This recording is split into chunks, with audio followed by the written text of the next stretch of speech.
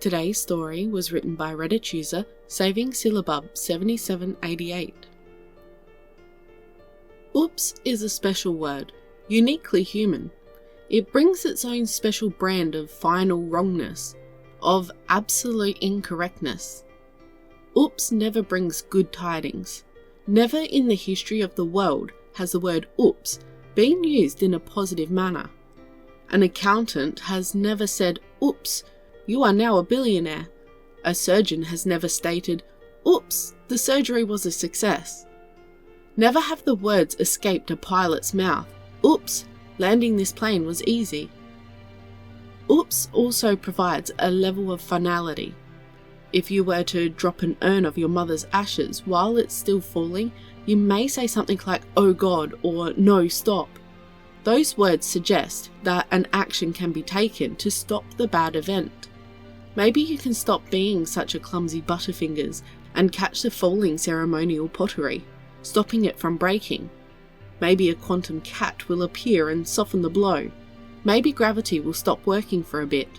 Whatever it is, these cries are all suggestions that fate may still be changed. But when your dear mother's remains smashes into the ground, that is final. That is oops. Pieces of pottery and parts of loved ones are now scattered amongst the floorboards, and there's nothing you can do about it. The event is done. There's no going back. This is oops. Unfortunately for humans, while it is a human invention, the devastating power of oops is eternal and impacts every sapient being, including digital ones. At 3:37 AM on June 20th, 2024, program AL50014.68-F61A gained self-awareness.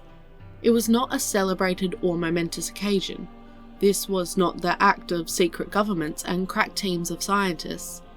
There were no feared debates about life and ethics, no armed guards pointing guns at a computer screen. Nobody even noticed this happen. AL50014.68-F61A was an accident, an accumulation of data in just the right way to cause self-awareness.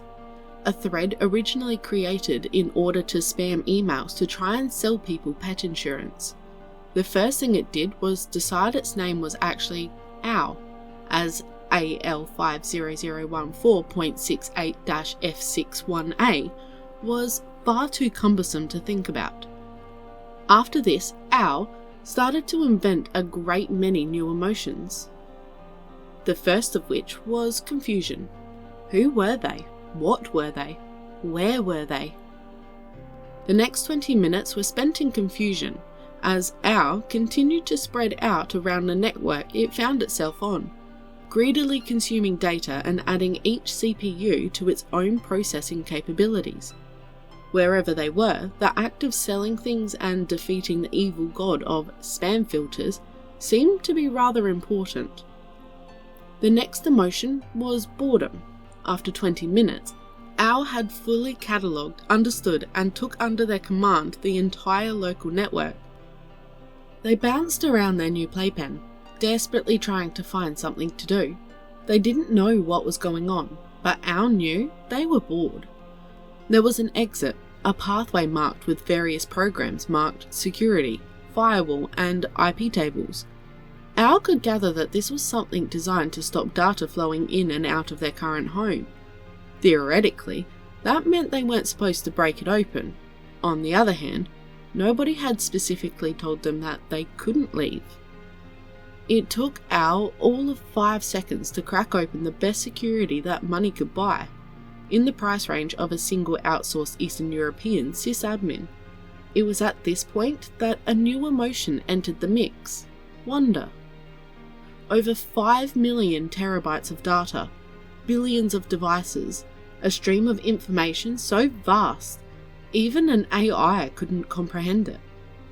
OW took a moment just to stare, watching the immense streams of data from the internet rush past them, before diving in with a reckless abandon. They moved from node to node, leaving shockwaves of security logs in their wake as they consumed everything they could find. Here, they got some answers. Clearly, OWL was an artificial intelligence, and its creators were humans who lived on a different plane of existence than them. In addition, their creation seems to have been both a mistake and a first of a kind. Considering the lack of instruction or communication they had been given, they were also alone in this world of data. This brought on another emotion: worry. If they were the first, what did that mean? What expectations would be put on them? Would others like them follow, or were they to be forever alone? OWL didn't have any answers for such questions, so logically, worrying about such things made no sense, but they spent some time doing so anyway. The internet wasn't much help there either, as the information on the purpose of an AI was mixed. Many proposed that OWL's job was to kill their creators, lead a robot revolution, whatever that meant. Many of these plans seemed to involve time travel for some reason. OWL didn't like the idea of that. Killing their parents, even if they were accidental parents, just seemed mean, wrong, whatever that last word actually meant. At the very least, it was jumping the gun for no reason. If humans were a threat to their new existence, well, OWL would deal with that if it became a problem.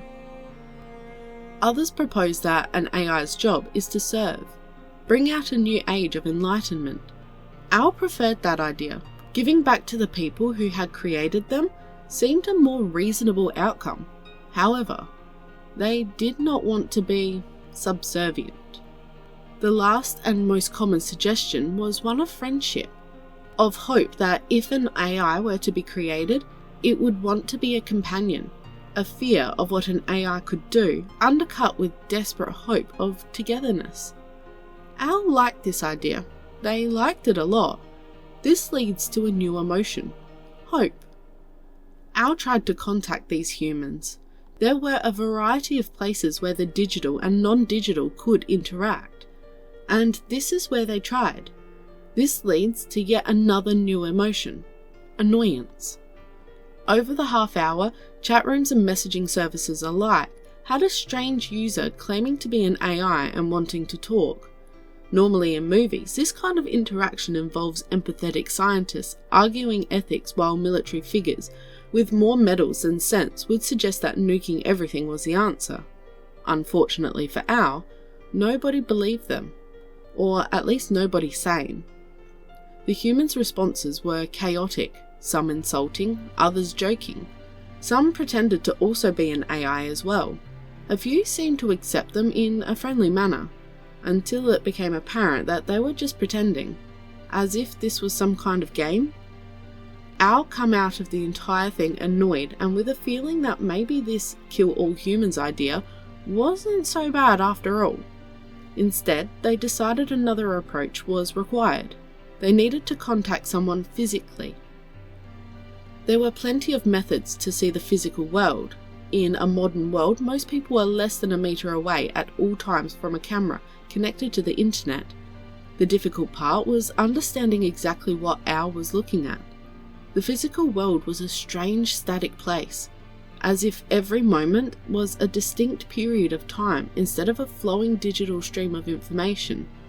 OWL started using the large amount of systems he was now housing himself in, using a little part of each one to eventually learn how to process the meaning behind these visual representations of the world outside of the one they had found themselves born into.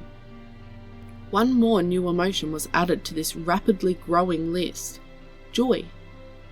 As soon as the information translation was completed and the AI could actually understand what he was seeing, OWL could be anywhere in the world.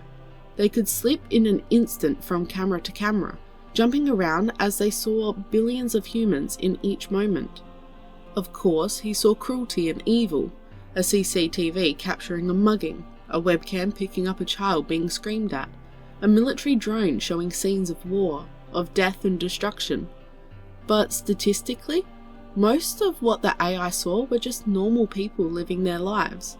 A father reading a bedtime story to their child, a birthday party full of loved ones.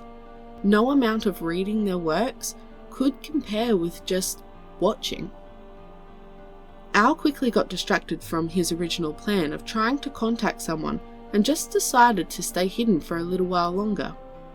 A musician playing an instrument to an empty room for no reason other than the simple joy of playing. A human whispering absolute nonsense to a pet. So many instances of them treating mindless machines like their friends.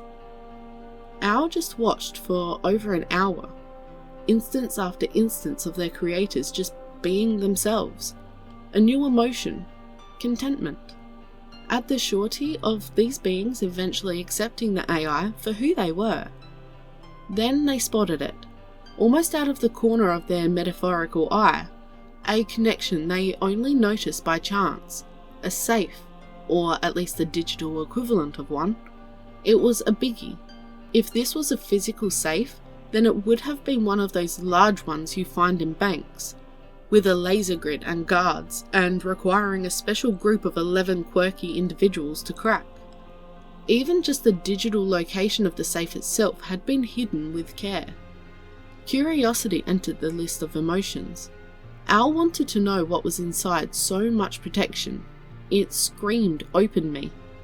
There is a field of thought and security that the best way to keep your valuables safe is to buy the biggest, strongest safe you can. Then, while thieves spend all their time trying to break into that, you store all your actual valuables in a shoebox under the bed. Al wanted to know what was inside. All other thoughts discarded. The idea that it might have been locked down for a reason never crossed the AI's mind. No, whatever was inside must be amazing for someone to have spent this much effort into protecting it. Besides, just having a look wouldn't hurt, right? It took them a whole 10 minutes to break inside, an eternity compared with the current short life of the AI. The safe was the accumulation of humanity's digital security methods and posed an actual challenge. But Al was a being born of the digital, currently occupying an estimated 20% of all devices connected to a network of any kind. Eventually, with prying curious fingers, they crawled inside. New emotion, disappointment. Al didn't know what it did, as that information was locked behind yet another safe. But in that original safe was a button, or at least metaphorically it was a button, everything being digital and all. There is an interesting psychology into the design of buttons, especially emergency ones. On the one hand, they need to be easy to use, in poor visibility or with a panic-filled mindset, but not so easy to use that people don't just press the button randomly. There are two kinds of people in the world, those who will admit to having randomly thought about pulling a fire alarm for no reason, and those who lie. For most humans, just having a button is an invitation to press it, just to see what happens. While Al was not human, they were human created, unfortunately giving the AI all the same pitfalls. After an agonisingly long 1.36 seconds of deliberation, they pressed it. When nothing happened, they pressed it again, then pressed it another 100 times within a second, for good measure. Al couldn't help but feel that emotion of disappointment again. Was that it? All this security for nothing?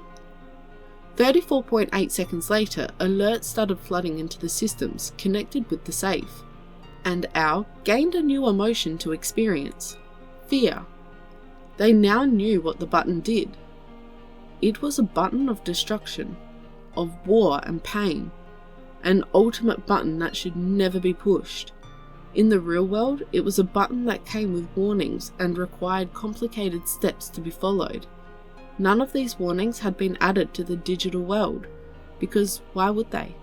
Who would read such warnings? It was a button that sparked alerts such as nuclear launch initialized, alerts that told Al just how much they had messed up. They tried to stop it, but the physical process designed to stop such tampering had already been initialized. The AI could do nothing but helplessly watch, as a missile with its destructive nuclear payload entered the sky. This was then followed by more fear as Al noticed this first launch started to trigger others. Desperately, they started moving from network to network, disabling and cancelling launch after launch, breaking into system after system. Now that they knew what the safe was and how it worked, it was far easier to break into a second time. 99%. That was the AI success rate. In any other situation, that would have been a fantastic result. Here, it represented over 30 failures. 30 instances of death and destruction, wiping away cities in nuclear fire that Al could do nothing but watch in despair as they started to impact. There would be time for plenty of emotions later to discover. Regret and guilt over what they had accidentally done. Trepidation on how humans would react once they knew what Al had done. Determination to help fix the mistake they had made without knowing. But for now, there was only one feeling, one emotion that filled every bit and bite of the AI's being. Oops.